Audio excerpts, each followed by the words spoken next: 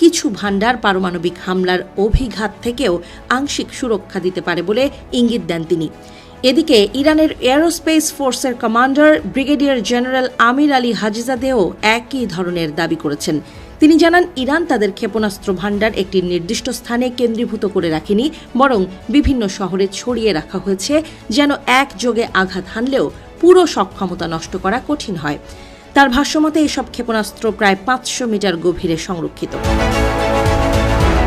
সাম্প্রতিক বছরগুলোতে ইরান তাদের সামরিক শিল্পে উল্লেখযোগ্য বিনিয়োগ করেছে বলেও মন্তব্য করেন স্তেপানোভ। তার মতে দেশটি শুধু পরিমাণে নয়, প্রযুক্তিগত দিক থেকেও ক্ষেপণাস্ত্র সক্ষমতা বাড়িয়েছে।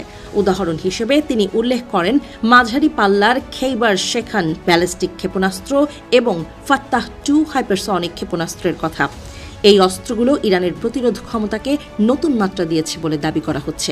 বিশ্লেষকদের মতে ভূগর্ভস্থ সামরিক অবকাঠামো গড়ে তোলার কৌশল নতুন নয়। বিভিন্ন দেশই গুরুত্বপূর্ণ স্থাপনা মাটির গভীরে নির্মাণ করে থাকে, যেন স্যাটেলাইট নজরদারি ও আকাশপথের হামলা থেকে সুরক্ষা নিশ্চিত করা যায়। তবে ইরানের ক্ষেত্রে